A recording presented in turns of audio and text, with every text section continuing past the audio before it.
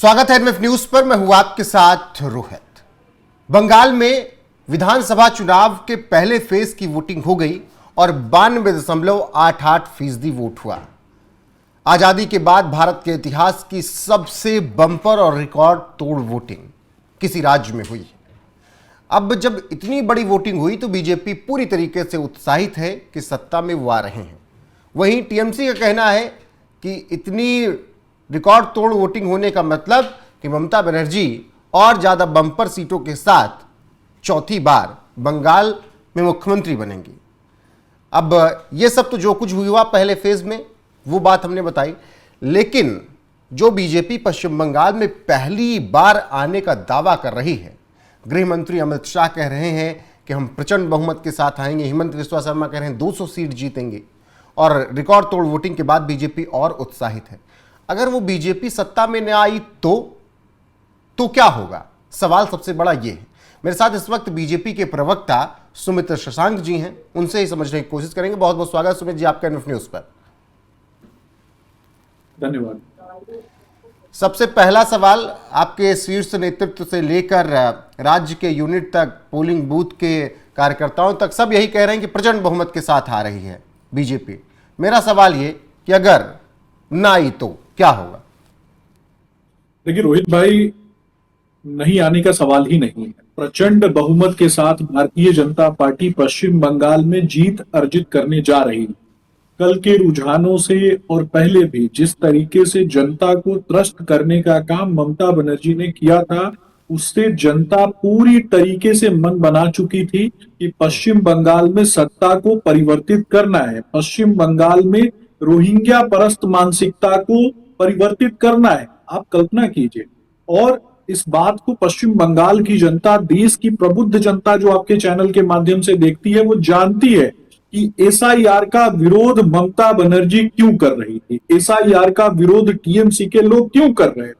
जिन लोगों का भी नाम फर्जी आधार कार्ड, फर्जी वोटर आई कार्ड बना करके जोड़ने का काम आपने कई वीडियोस में भी देखा होगा कि कई रोहिंग्या मुसलमान किस तरीके से उनकी मानसिकता जो बता रही थी कि हम 100 रुपए में, 50 रुपए में और हजारों रुपए में किस तरीके से वो फर्जी I card, voter I card बनवा लेते थे। जब कैमरे पे इस प्रकार की चीजें एक्सपोज हुई, उसके बाद जाकर के वैसे लोगों को एक तरीके से मैं कहूंगा कि हटाने की प्रक्रिया एसआईआर के रूप में जारी करने का काम केंद्र की सरकार ने किया और चुनाव आयोग ने किया। तो मुझे लगता है कि आज उसी का परिणाम है। हम स्वच्छंद चुनाव चाहते थे, हम चाहते थे कि देश की जनता को उसका अधिकार मिले, हम चाहते हैं कि पश्चिम बंगाल की जनता को उसका अधिकार मिले। तो मेरा स्पष्ट रूप से मानना है कि पश्चिम बंगाल की जनता ने कल जिस तरीके से टीएमसी के लोगों को खदेड़ने का काम किया, और टीएमसी के लोगों ने तो विशुद्ध गुंडागर्दी भी की। आपने देखा भी कि किस तरीके से भारतीय जनता पार्टी के नेताओं को मारा पीटा जा रहा था। सवाल वही है, अगर ना आई बीजेपी सत्ता में तो आपके जो बड़ी बड़ी बातें थी, आपके जो बड़े बड़े वादे थे, उसका क्या होगा?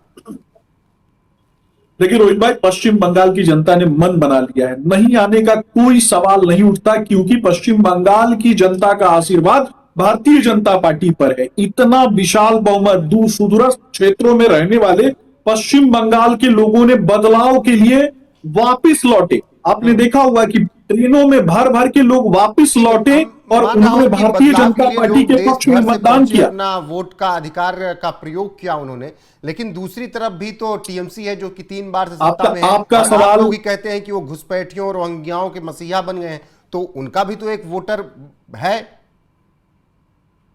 निश्चित तौर पे रोहित भाई, हत्या, अपहरण, लूट, बलात्कार, लेवी लेना, ठेकेदारी में पैसे लेना, लोगों की हत्या करना, 5 किलो अनाज के लिए महिलाओं का बलात्कार करना, बलात्कार को एक वेपन की तरह यूज करना, ये टीएमसी के लोगों ने किया। ममता बनर्जी ने वैसे लोगों को संरक्षित किया। अगर गलती से भी, पश्चिम बंगाल की जनता जानती है इस बात को कि गलती से भी सुई बराबर भी स्थान टीएमसी के लोगों को प्राप्त हुआ तो वैसे लोग पुनः वही दरिंदगी वाले स्वरूप में आ जाएंगे और दरिंदों की तरह पश्चिम बंगाल की जनता का शोषण करेंगे। पश्चिम बंगाल की जनता की अस्मिता को लूटने का काम जिस तरीके से किया है, उस तरीके से ये पश्चिम बंगाल में टीएमसी के गुंडे करेंगे। ये बात मैं नहीं कहता, ये बात पश्चिम बंगाल की जनता कहती है, ये पश्चिम बंगाल की महिलाएं चीख चीख कर कहती। जी सुमित जी, अब थोड़ा आसान कर रहा हूं मैं सवाल आपके लिए। अगर बीजेपी आ गई तो पश्चिम बंगाल के लिए क्या कुछ बदलेगा?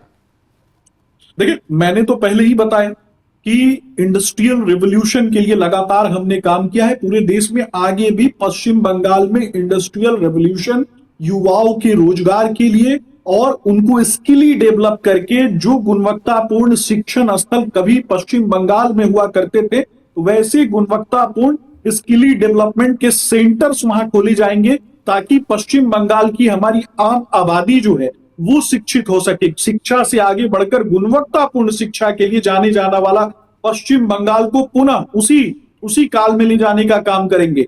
यूनिवर्सिटीज का काल होगा, सड़कें सुरक्षित होंगी, सड़क विनिर्माण सेक्टर डेवलप होगा और कहीं ना कहीं बंदरगाह के रूप में जाने वाला पश्चिम बंगाल और कलकत्ता का प्रदेश जो है वो सुदूरस्थ क्षेत्रों के साथ व्यापार का हब बनेगा, मुंबई की तरह डेवलप। रोहिंग्याओं, कट्टरपंथियों का क्या होगा?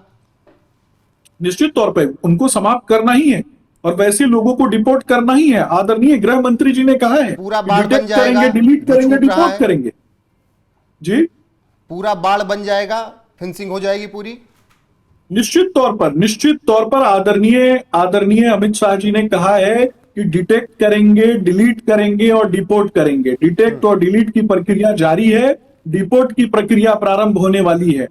आदरणीय प्रधानमंत्री जी ने भी स्पष्ट कर दिया है कि वैसी मानसिकता के लोग चुपचाप जाकर नजदीकी थाने में सरेंडर कर दे, नहीं तो पश्चिम बंगाल की जनता को अगर उन लोगों ने कष्ट देने का काम किया, आम महिलाओं को परेशान करने का काम किया, वहां के बेटे बेटियों को परेशान करने का काम किया, तो वो कल्पना भी नहीं कर सकते कि उनका क्या हाल किया जाएगा। बिल्कुल। अब आते हैं, कल जो बवाल हुआ, जिस तरीके से आपके प्रत्याशियों पर हमले हुए, वो चाहे शुभेंदु सरकार पर हो या फिर अग्निमित्रा पॉल की गाड़ी तोड़ देना हो, और कई जगह पर जिस तरीके से हिंसा हुई, हालांकि मैं पिछले चुनावों की तुलना में बात करूं तो बहुत कम हिंसा हुई थी, क्या इसका असर दूसरे उसमें फेज में नहीं पड़ेगा? लोगों में डर नहीं बैठेगा कि निकलूंगा तो टीएमसी वाले फिर मारेंगे?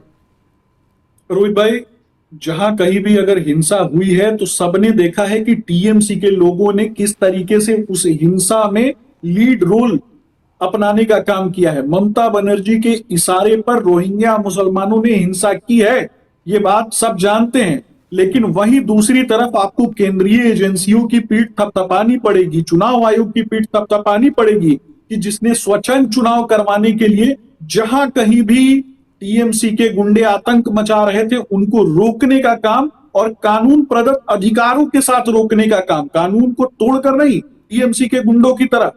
मुझे लगता है कि कानून प्रदत्त अधिकारों के साथ हमारी जो केंद्रीय एजेंसियां हैं उन्होंने स्वच्छंद चुनाव कराने के लिए अपना सब कुछ झोंक दिया, इस देश की कहीं ना कहीं संविधान की आत्मा को बचाने के लिए। इसके लिए केंद्रीय एजेंसियों को मैं बहुत धन्यवाद करता हूं।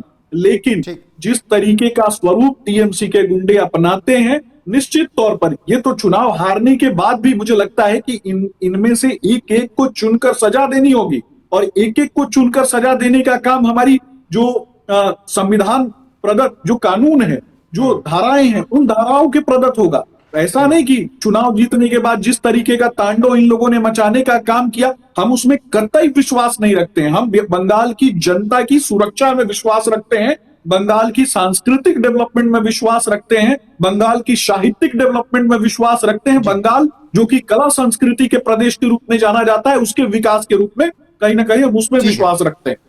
ठीक है सुमित जी, बहुत शुक्रिया आपका जुड़ने के लिए और इस मुद्दे पर अपनी राय रखने के लिए। फिलहाल अब दूसरे फेज की वोटिंग 29 अप्रैल को होगी, उसी दिन एग्जिट पोल्स भी आएंगे और दूसरे चरण के भी मतदान की हर एक खबर आपको यहां पर मिलेगी और एग्जिट पोल के नतीजे भी वहां पर आपको दिखाए जाएंगे शाम को एनएफ न्यूज़ पर लगातार। बाकी 4 मई को यहां पर आपको सबसे तेज नतीजे पश्चिम बंगाल के साथ साथ बाकी राज्य में जहां चुनाव हुए हैं उसके मिलते रहेंगे। फिलहाल हमने अभी इसी पर चर्चा की कि बीजेपी उत्साहित तो है 92.88% वोट फीसदी देखने के बाद, लेकिन अगर कहीं इफ एंड बट हुआ, अगर बीजेपी चूक गई तो क्या कुछ हो सकता है, उस पर विस्तार से हमने बातचीत की है और अगर बीजेपी आती तो क्या बदलेगा पश्चिम बंगाल पर, उस पर भी बीजेपी प्रवक्ता सुमित शशांक ने बहुत विस्तार से अपनी पार्टी की तरफ से पक्ष रखा है। तो अभी के लिए इस वीडियो में बस इतना ही। बने रहिए हमारे साथ लगातार। नमस्कार।